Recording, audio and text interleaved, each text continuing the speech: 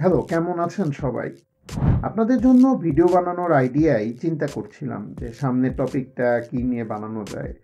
চিন্তা করতে, করতে হঠাৎ সামনে একটা নাম চলে আসলো। দেখলাম যে এটা নিয়েই কেন না বানানো যায়। কেন বানাচ্ছি? প্রথমত এরই নামটা খুব অদ্ভুত। কারণটা হচ্ছে কুয়া ওয়ার্ড। একটু কনফিউজিং নাম, তাই না? তবে নামের সাথে যা আমাকে এই ভিডিও বানাতে সবচাইতে আগ্রহ করেছে তা হলো এর পাশে থাকা রিং বা বলয়। এই রিং কিন্তু আমাদের জানা ফিজিক্সকে চ্যালেঞ্জ করে বসে আছে।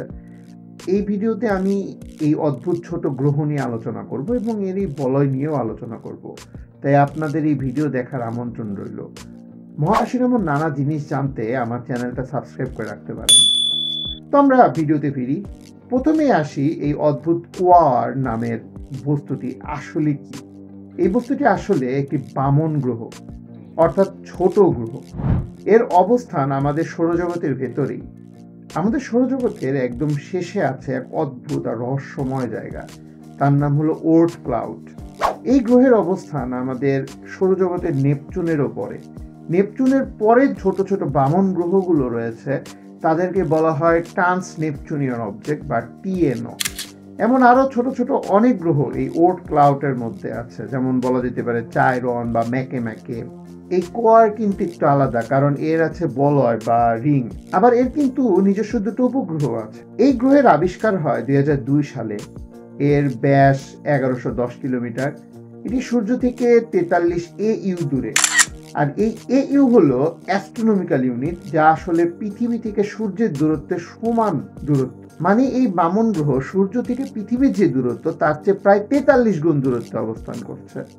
এটা সূর্যকে কেন্দ্র করে ঘোরে 288 বছরে একবার। এসব তো একদম সাধারণ কথা, একটা গ্রহ নিয়ে জানতে আমরা এগুলোই মোটামুটি জানি। এবার এই অদ্ভুত নামে আসি, যা উচ্চারণে আমার দাঁত প্রায় খুলে আসার জোগাড়। এই কোয়ার আবিষ্কার হয় যুক্তরাষ্ট্রের ক্যালিফোর্নিয়াতে থাকা একটি অবজারভেটরিতে। তাই বিজ্ঞানীরা সেখানকার এক নেটিভ আমেরিকান টোংবা জাতির প্রধান দেবতার নামে নাম রাখেন। টোংবাদের মতে এই দেবতা কোয়ার আসলে নাচতে নাচতে এই মহাবিশ্বের সৃষ্টি করেন। তিনি সব প্রাণের উৎসের জন্য দায়ী, তাই তার নামে এই বামন গ্রহের নাম হয়। এই কোয়ার বামন গ্রহের কিন্তু একটি নিজস্ব চাঁদও আছে। হাবল টেলিস্কোপে তোলা এই ছবিটি দেখুন।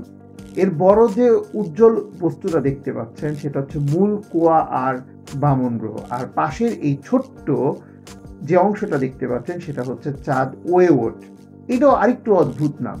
তবে এটাও কিন্তু ওই টোংবাদের থেকেই এসেছে, কারণ দেবতা কোয়ার সবার আগে এই ওয়েওট নামক আরেক দেবতা তৈরি করেন, যা তাকে সবকিছু সৃষ্টি করতে সাহায্য করেছিল। এবার আসি সবচেয়ে রহস্যময়, যেটা নিয়ে আমি বলেছিলাম যে ফিজিক্সকে ভেঙে দিয়েছে, সেটা হলো এর রিং বা বলয়। আপনারা বলয় বলতে আসলে কি বোঝেন? বলয় বলতে আমরা বুঝি শনি গ্রহ। শনি গ্রহের যে বলয় আছে সৌরজগতের সবচেয়ে বিখ্যাত এবং সবচেয়ে বড় জানা বলয়। কিন্তু শনি একাই যে বলয় বা রিং নিয়ে বসে আছে এমন কিন্তু না। নেপচুন, এমনকি ইউরেনাসেরও বলয় আছে। এরা না হয় বড় গ্রহ, তাই এদের মহাকর্ষ বেশি, তাই এরা বলয় বানিয়েছে, তাই এটা মানা যায়। কিন্তু ছোট একটা বামন গ্রহের বলয় আছে, এটা মানা কিন্তু একটু কঠিন। কোয়ারের এমন বলয় আছে মোট দুটা। একটা হলো এর দূরে থাকা Q1R এবং অন্যটা একটু কাছে থাকা Q2R। কোনো গ্রহ যখন কোনো তারার সামনে দিয়ে যায় তখন এটি সেই তারার আলোকে বাধা দেয়। তেমনি এই বলয়গুলো যখন ওই তারার সামনে দিয়ে যায় তখনও সেটি তারার আলোকে বাধা দেয়, কিন্তু সেই আলোর বাধাটা মূল গ্রহের চাইতে একটু কম। এই লাইট কার্ভটা দেখুন, এটা কোয়ার এবং তার যে বলয় সেটার মূল গ্রাফ। মাঝের যে বড় ড্রপটা দেখতে পাচ্ছেন এটা মূল কোয়ার বামন গ্রহের জন্য হয়েছে। আর চারদিকে যে ছোট ছোট ড্রপগুলো দেখতে পাচ্ছেন এটা হচ্ছে এর বলয়ের জন্য হওয়া। এবার এই বলয়ের অদ্ভুত একটা ব্যাপারে আসি। এই বলয় ফিজিক্সের নিয়মের বাইরে চলে গেছে, মানে আমরা যে ফিজিক্স চিনি তার ঠিক নিয়মের বাইরে চলে গেছে।